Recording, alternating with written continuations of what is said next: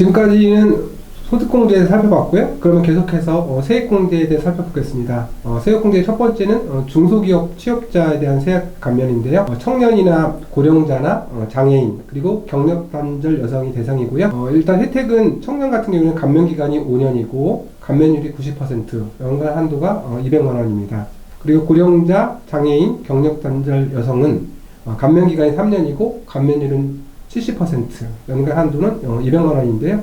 중요한 것은 자동으로 되는 것이 아니고 제가 신청서를 작성해서 회사에 제출하고 회사가 세무서에 이렇게 제출을 해야 되는 거기 때문에 꼭 신청을 하셔야 된다. 이거를 꼭 기억했으면 좋겠고요. 다음은 세액공제 중에서 근로소득 세액공제인데요. 우리가 근로소득 공제도 한번 살펴봤었고, 세액공제는 산출된 세액으로, 예를 들어서 산출세액이 130만원 이하이면 55%, 130만원 초과하면 71만 5천원 더하기 130만 초과 금액의 30% 이렇게 해서 계산된 금액과 총 금액에서 받을 수 있는 세액공제 한도가 있거든요. 그것은 20만원에서 74만원입니다. 우리가 근로소득 세액공제는 자동으로 계산이 되기 때문에 최소 20만원에서 74만원 근로소득 세액공제가 된다. 이 정도만 알고 계시면 될 것 같습니다. 다음은 이제 결혼 및 자녀인데요. 결혼 세액공제가 있습니다. 2024년도에 시행을 했고 올해까지라고 보시면 되고요. 2026년도에 혼인신고한 근로자를 대상으로 하고요. 생애에 한 번만 대상이 됩니다. 그러므로 두 번째 받을 수는 없다고 보시면 될 것 같고요. 또 1인당 50만원, 부부 각각 받을 수 있어서 각각 받게 되면 100만원이라고 보시면 될 것 같고요. 다음은 이제 자녀세액공제인데요. 자녀세액공제는 만 8세 이상 20세 이하를 대상으로 하고, 한 명인 경우에 25만원, 두 명인 경우에는 추가 30만원을 해서 55만원, 세 명인 경우에는 95만원까지 공제받을 수 있고요.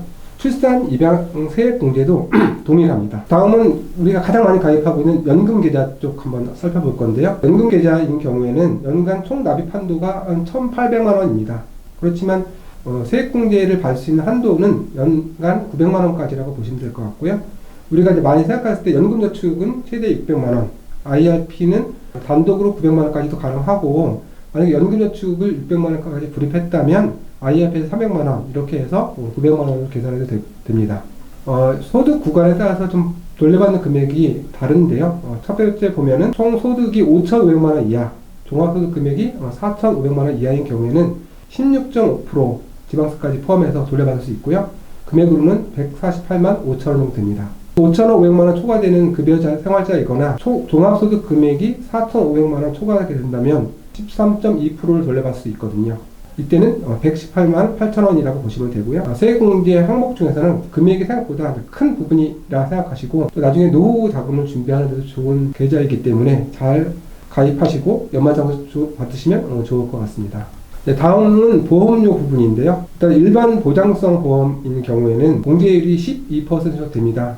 지방소득세 포함해서 한 13.2% 되고요. 공제 한도가 연간 납입액의 100만원 정도라고 보시면 세금은 한 12만원 정도 돌려받는다. 이렇게 생각하시면 될 것 같고요. 또 장애인 전용 보장성 보험이 있는데 납입액의 15%, 지방소득세 포함하면 16.5% 돌려받을 수 있고요.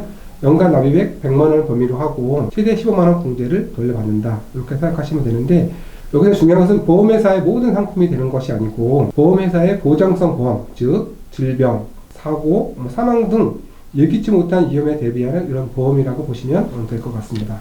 다음은 의료비인데요. 의료비는 총 급여액의 3%를 초과해야 의료비 세액공제를 받을 수 있고요. 의료비 지출했을 때 15%까지 공제 받을 수도 있고 조금 다른 케이스도 있습니다.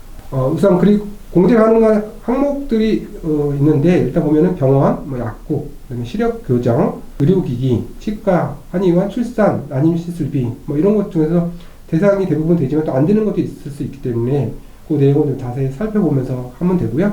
특히 이제 미용, 성형수술, 그다음에 건강기능식품, 외국병원, 보험료, 환급분 같은 경우는 안 되니까 대상이 안 된다는 것을 잊지 않으시면 더 좋고요. 안경 렌즈 같은 경우는 50만원까지 공제가 가능하고 산후조리원은 200만원까지 공제가 가능하다. 이렇게 보시면 될 것 같습니다.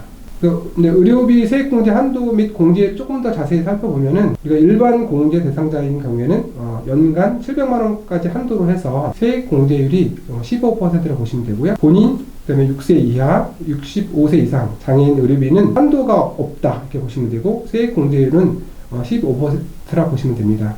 다음은 이제 미수가 선천성 이상화 의료비는 한도가 없고 세액공제율도 20%이고요. 난임 시술비 같은 경우에는 세액공제 대상 한도가 없고 세액공제율은 30%입니다. 우리가 연말정산 의료비 세액공제를 유리하게 받는 팁을 한번 생각해 볼 수 있는데요. 첫 번째는 이제 의료비가 총 급여액의 3%를 넘어야 공제가 시작되기 때문에 총 급여의 3%를 이제 어떻게 넘길 수 있느냐라고 생각하시면서 전략을 짜야 될 것 같고, 3% 넘는 게 이렇게 쉽지 않으면 소득이 낮은 배우자에게 몰빵을 해주는 방법이 좋고요. 만약에 3%를 쉽게 초과하고 또 의료비 지출이 많다 그러면 소득이 높은 배우자에게 몰아주는 것이 좋습니다. 이렇게 몰아줄 때는 부양가족의 카드, 그러니까 즉 내 카드로 사용하는 게 아니라 몰아줄 사람의 카드로 이제 사용하면 되고요. 그런 이유는 실제 지출한 기준으로 내가 실제 병원비를 부담한 경우에 공제를 받을 수 있기 때문에 이렇게 카드나 실제 통장에 인출될 수 있도록 활용하시는 팁을 가지고 의료비 전략을 삼으시는 게 좋을 것 같습니다. 다음은 교육비 공제인데요. 연말정산할 때 교육비도 세액 공제가 큽니다. 금년부터 좀 달라지는 내용 한 두 가지 정도 살펴보면은, 첫 번째는 초등학교 저학년 만 9세 미만 예체능 학원비 공제가 대상이 되거든요. 15% 공제로 되고 1, 2학년을 대상으로 한다고 보시면 될 것 같고요. 다음은 이제 대학생 자녀가 소득 요건이 없어졌습니다. 그래서 부모가 실부담을 한 경우에는 이제 공제가 가능하다. 그리고 우리가 교육비 세액공제를 받을 때 근로자 본인 같은 경우에는 한도 제한이 없고, 취약전 아동은 연 300만원, 초등학교, 중학교, 고등학교 같은 경우에도 연 300만원, 대학교는 연 900만원까지 되고요. 대학원은 해당 사항이 없습니다. 그리고 장학금 수액 같은 경우는 해당 사항이 안 되는 경우도 있으니까 연말정산 할 때 이런 내용을 꼼꼼히 한번 살펴보는 게 좋을 것 같습니다. 다음은 이제 기부금 쪽인데요. 기부금 같은 경우에는 내용이 워낙 방대합니다. 그렇지만 몇 가지 정도만 살펴보면은, 첫 번째는 정시자금 기부금인데요. 10만원 이하인 경우에는 100% 돌려받고, 지방산 소득세 10%까지 돌려받으니까 110% 돌려받으니까 이런 거 잘 이제 활용해도 될 것 같고요. 또 특히 우리 고향 사람 기부금 같은 경우에는 금년도에 연간 2천만 원까지 상향도 되었고, 10만 원까지는 100% 이제 돌려받고, 또 지방세까지 하시면 110% 돌려받으니까 고향 사람 기부금 활용을 좀 잘 하시면 좋을 것 같고요. 또 30% 범위 내에서 답례프 이런 혜택도 있습니다. 그리고 근데 올해 좀 신설된 거가 10만원에서 20만원 사이에는 세액공제 그 금액이 40%까지 올라갔거든요. 이런 거 잘 활용하면 좋겠고, 특히 이제 특례 기부금이나 구법정 기부금이죠. 일반 기부금, 지정 기부금입니다. 그래서 이런 거는 내가 있는 경우에 영수증 같은 걸 잘 챙겼다가 연말정산할 때 기부금 세액공제를 잘 받으시는 전략을 삼으시면 될 것 같습니다. 다음은 이제 마지막으로 월세인데요. 월세 세액 공제를 한번 살펴보면은, 무주택 세대주이면서 총 급여액이 8천만 원 이하, 그리고 이제 국민주택 85평방미터 이하이거나 기준시가 4억 원 이하인 경우 해당이 된다고 보시면 될 것 같고요. 공제율 한도를 보면 총 급여액이 5,500만 원 초과하면서 8천만 원 이하인 경우에는 공제율이 15%입니다. 이때 월세는 최대 공제받을 수 있는 금액이 연간 1,000만 원이거든요. 그래서 150만 원 정도 세액공제 혜택을 받을 수 있고, 5,500만 원 이하인 경우에는 조금 우대가 되어서 공제율이 17%입니다. 그래서 170만 원 정도까지 세액공제 항목 혜택을 받을 수 있습니다. 우리가 이렇게 연말정산을 하게 된다면 내 노력의 결과는 무엇이냐? 바로 결정세액이 이제 바뀌게 되는 것이죠. 그래서 이렇게 결정세액을 바꾸기 위해서 지금 4월부터 준비를 잘 해서 5월, 6월, 그리고 이제 전략을 잘 짜다 보면 내년도에 13번째 월급은 훨씬 더 많아지지 않을까 이렇게 생각이 듭니다. 감사합니다.